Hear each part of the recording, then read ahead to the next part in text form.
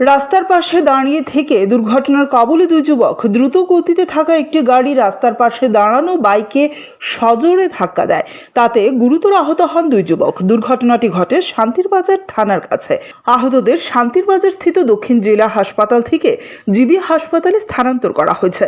তাদের মধ্যে দীনেশ দেশের অবস্থা আশঙ্কাজনক। তিনি দিনমজুরের কাজ করেন।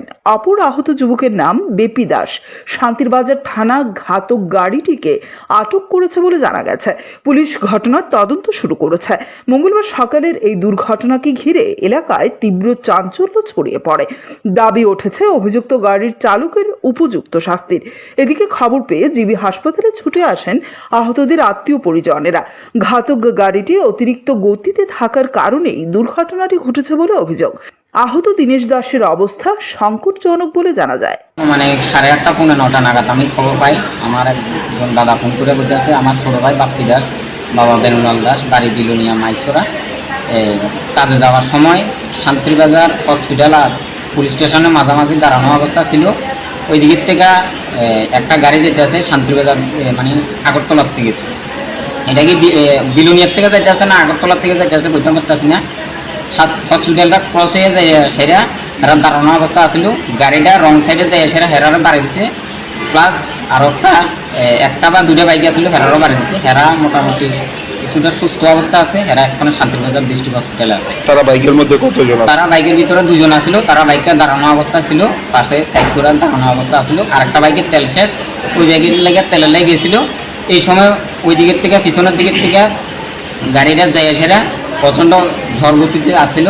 তো যে এছাড়া দাঁড়ানো অবস্থা বাইকটারে বাড়ি দিছে, প্লাস সঙ্গে যে আরেকটা বাইক আসছিল ওইটারও বাড়ি দিছে। গাড়িটা কি আটক করা হয়েছিল? গাড়িটা আমি এখন অব্দি যতটুকু খবর পাইছি শান্তিবাজার থানা সিজ করে নিয়ে গেছে। এখন গাড়িটা আমি বলতে পারি না, যাওয়ার পরে আমি জানতে পারি।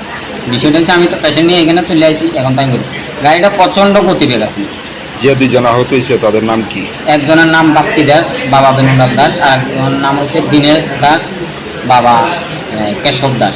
যে গুরুতর আহত ওর নাম কি? ওর নাম হচ্ছে দীনেশ দাস, বাবা কেশব দাস। কি করে দীনেশ? এই এমনিতে মানুষের কাজ টাজ করে। বাড়িতে কে কে আছে ওর বাড়িতে একটা বা দুটা ছেলে বা মেয়ে আছে, একটা ছেলে আছে আর মিসেস আছে। ডাক্তারবাবুরা কি কইছে দীনেশের অবস্থা? আমি তো এখন অব্দি নিয়ে আইছি জাস্ট এক্ষণে, বাদ বাকিটা তো এখন আমি বলতে পারি না। বাইকে আসছিল না? এটা সাইডে বইয়া রং সাইড নাই, এই সাইডে বইয়া রয়েছে। কোন জায়গাতে হয়েছে ঘটনা? শান্তিবাজার থানার পাশে। তারা কি রাস্তার পাশে বয়ে দিছিল নাকি? রাস্তার পাশে বইয়া রয়েছে। কতজন আসলো বাইকের মধ্যে? বাইকে দুজন। যে গাড়িটা ধাক্কা দিছে কি গাড়ি আসলো?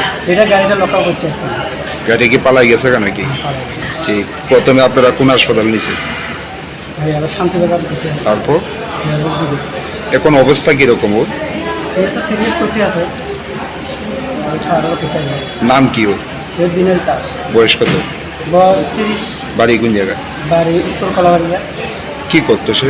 সেটা ওটা কাজ করতো। উনি তো একেই আহত হয়েছেন আরো আহত হয়েছে? দুজন আছে। আরেকজনের নাম কি? এর নাম হলো বামন থাকে। এই আসল নামটা তো আমি জানি না। বাড়ি কি একই সঙ্গে নাকি?